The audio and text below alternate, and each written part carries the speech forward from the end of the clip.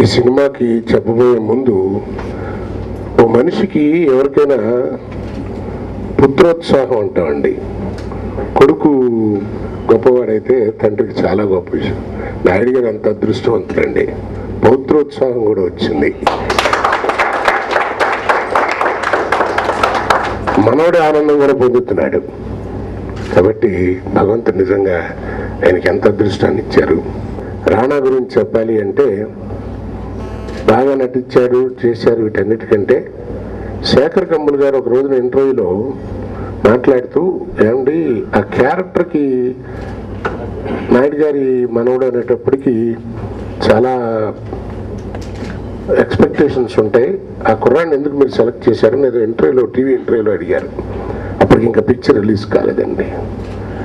నాకు ఆ వేషం మీద దాని మీద నాకు ఒక భావన ఉందండి. చూడంగానే ఆ క్యారెక్టర్కి ఇతను యాప్టు అనేటువంటి వాళ్ళ కోసం చూశాను. నాకు లక్కీగా ఏమైందంటే నేను ఎవరిని ఎక్కువ చూడకుండానే ఫస్ట్ రాణాన్ని చూడంగానే నాకు అనిపించేసింది. దట్స్ వై నేను అతను రామానాయుడు గారి మనవడని కానీ వెంకటేష్ గారి అన్నగారి అబ్బాయి అని కానీ అసలు నాకు ఐడియాలు ఏం లేవు మనస్ఫూర్తిగా, ఆయన సెలెక్ట్ చేసుకున్నానండి అన్నాడు. అతని పెర్ఫార్మెన్సు జనరల్గా రానా నాయుడు గారి ఫ్యామిలీ నుంచి వచ్చారు, వెంకటేష్ గారికి అన్నగారి అబ్బాయి కమర్షియల్గా అనుకుంటామండి. ఏది ఏమైనా ఫ్యూచర్లో మాత్రం ఒక నటుడుగా నేను అతని దగ్గర అబ్జర్వ్ చేసింది, నేను సినిమా షూటింగ్ చేసేటప్పుడు కూడా వెంకటేష్ బాబుతో కూడా చాలాసార్లు చెప్పాను, బాబు ఆ కాన్ఫిడెన్స్గా చేస్తున్నారా, అతను చూస్తే ఒక పెక్యులర్ లుక్ ఉంది, ఎక్కడ అనవసరంగా షో ఆఫ్ లేవు, ఏమి లేదు, చక్కగా వస్తున్నాడు.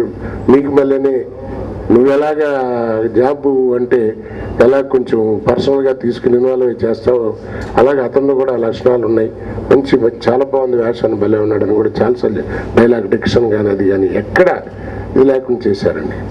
యాక్చువల్గా నా ఉద్దేశం ఇవాళ రాణాని సినిమా రిలీజ్ అయిన తర్వాత ఇవాళ నా అప్లాజ్కి దానికి చూస్తే నాకు ఒక్కటే అనిపించిందండి, హిందీ ఇండస్ట్రీలో అమితాబ్ బచ్చన్ గారు ఇనిషియల్ స్టేజ్లో ఇలాగే వచ్చి తర్వాత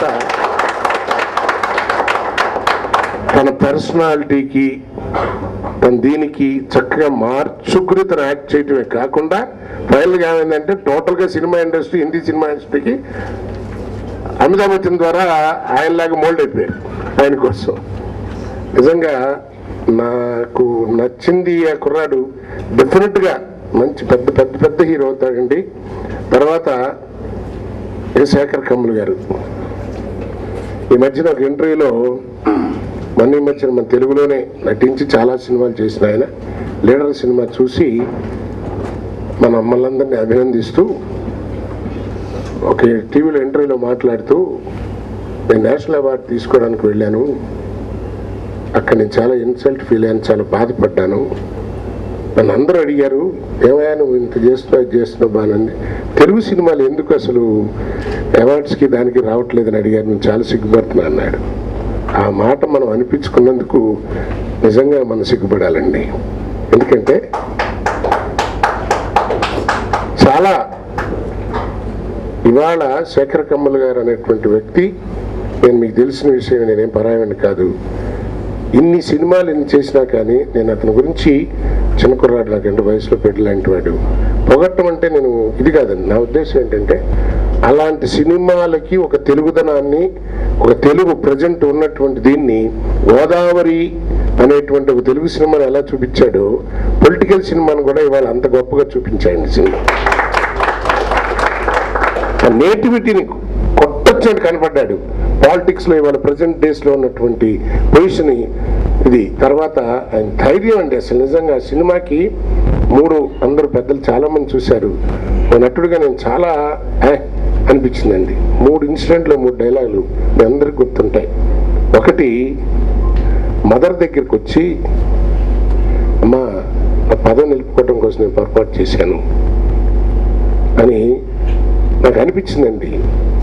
భూమి తల్లిని లీడర్గా ఉన్నటువంటి వాడు ఆ తప్పు భూమి తల్లికి చెప్పుకోలేక కన్న తల్లికి చెప్పుకోవటానికి వెళ్ళి నా బాధను చెప్పుకున్నాడు అనంత ఫీలింగ్ వచ్చింది. అంత చాలా గొప్ప. అదొకటి. 2, ఒక పేదవాడు పాప ఆ పిల్లని ఆ కుర్రాడు పొలిటికల్ ఆయన అదే ఒక ఎమ్మెల్యేనే మినిస్టర్ కొడుకు సరే బలవంత చేయటం ఏం జరిగిపోయిన సీన్ ఆ కూతుర్ని తీసుకుని రెండో కూతుర్ని వచ్చి ఆ ముసలాడితో అనిపిస్తాడు. నేను ఫస్ట్ డైలాగ్ రానా ఒక చీఫ్ మినిస్టర్ కింద కూర్చోవడం కంటే కూడా ఆ సీన్ కూర్చుంటాను దానికంటే కూడా నెక్స్ట్ థ్రిల్ ఏంటంటే కింద కూర్చుని నేను చేసిన తప్పుని దిద్దుకోవడానికి నన్ను ఏం చేయమంటావు అని అడిగితే సీఎం ఒక పేదవాడిని కూర్చోబెట్టి నేను చేసిన తప్పుని దిద్దుకోవడం నన్ను ఏం చేయమంటావు నాయనా అని.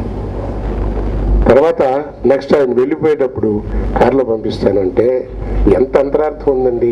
10 మంది చూస్తున్నా చేస్తున్నా ఏదైనా పొరపాటు చేస్తే ఎవరు సాక్ష్యాలు ఇవ్వట్లేదు మాలాంటి వాళ్ళు ఇదైపోవడం దానికని వద్దులండి అవసరంగా ఎంత 40 మంది ఉంటారు కదా.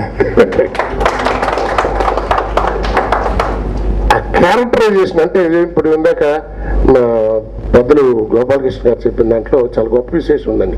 జనరల్గా పొలిటికల్ సినిమాలు అంటే కొంచెం డైలాగులు ఫెరోషియస్గా ఉంటాం. ఒక అది చూడండి ఆ 40 మంది ఉంటారు కదా బస్సు పైన, దాంట్లో ఎంత గొప్ప డైలాగ్. అలాగే ఆ సినిమాకు మొత్తానికి నాకు దమ్మండి లాస్ట్ షాట్ మీ అందరూ చూసారు లేదు, నిజాయితీ అయినటువంటి ఎమ్మెల్యేలు 294 మంది నేను తీసుకొచ్చి కూర్చోబెడతా, రూపాయి తీసుకోకుండా ఓటేసే దమ్ము మీకుందా అని అడిగాను. ఎస్, నిజంగా అది ప్రజెంట్ పాలిటిక్స్ లో నిజంగా. ఎందుకంటే మనం టీవీలో చూస్తున్నప్పుడు మనం ఇప్పుడు చాలా మంది పొలిటికల్ లీడర్స్ మాట్లాడుతుంటారు. ఏం చేయమంటారు సార్, ఎంపీ గెలిచాలంటే 7 కోట్లు అవుతుంది, ఎమ్మెల్యే అంటే 6 కోట్లు అవుతుంది అంటారు. గెలిచినోడేమో 8 కోట్లు అయింది అంటాడు, ఓడిపోయినా 4 కోట్లు అయింది అంటాడు. ఈ 12 కోట్లు తింది మీరే రాయనా అని జనాలు చెప్తున్నారు. వాళ్ళు సారా ఏర్లై పారుతుంది, ఎవరే మీరే తాగుతున్నారా అని కూడా చెప్తున్నారు. అయినా మనం మెలకొని అనుకుంటున్నాం. కాబట్టి ఆ కాన్సెప్ట్ ని ఇంత లేకుండా డైలాగ్ పరంగా ఓకే స్పీచ్ గీచ్ లేకుండా ఒకే ఒక్క డైలాగ్తో 294 మంది సిన్సియర్ ఎమ్మెల్యేలు నేను అసెంబ్లీలో కూర్చోబెడతా, రూపాయి డబ్బు తీసుకోకుండా ఓటేసే దమ్ము మీకుందా. నిజంగా ప్రజెంట్ పాలిటిక్స్ మీద అతను చేసినటువంటి ఆ నేటివిటీ దీనికి హ్యాట్స్ ఆఫ్.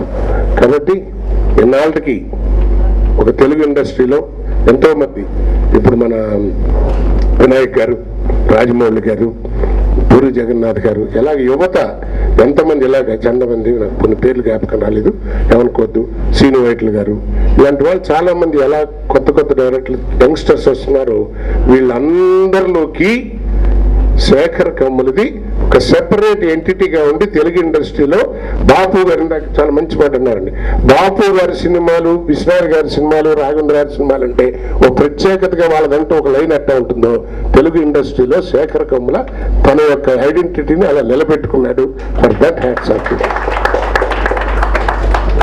ఇవాళ ఈ రోజున ఇందాక వెంకటేష్ బాబు ఎంత మంచి మాట చెప్పాడు.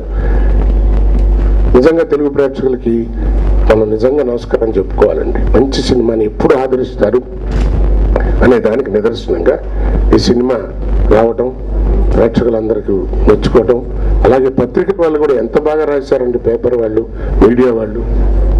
ఈ సినిమాని అంటే ఏదో కమర్షియల్గా ప్రోత్సహించడం కాకుండా ఉన్నది ఉన్నట్టుగా రాసి చక్కగా బూస్ట్ చేసి సినిమాని ప్రజల్లోకి చాలా బాగా పంపించారు. కాబట్టి శేఖర్ కమ్ముల గారు, ఏవిఎం ప్రొడక్షన్స్ వారు, అలాగే మన రాణా నాయుడు గారు, సురేష్ బాబు, వీళ్ళందరూ కూడా అభినందనీయులు. ఎందుకంటే ఎక్కడా కూడా కమర్షియల్ అడ్వర్టైజ్మెంట్ ఈ సినిమాకి లేదండి. ప్రతివాడు మానసికంగా ఫీల్ అయ్యి నేను ఈ సినిమా గురించి చెప్తాను అని చెప్పినటువంటి ఇది రావటం అనేటువంటిది ఈ సినిమాకి చాలా గొప్ప విశేషం. అందరూ అభినందనీయులు.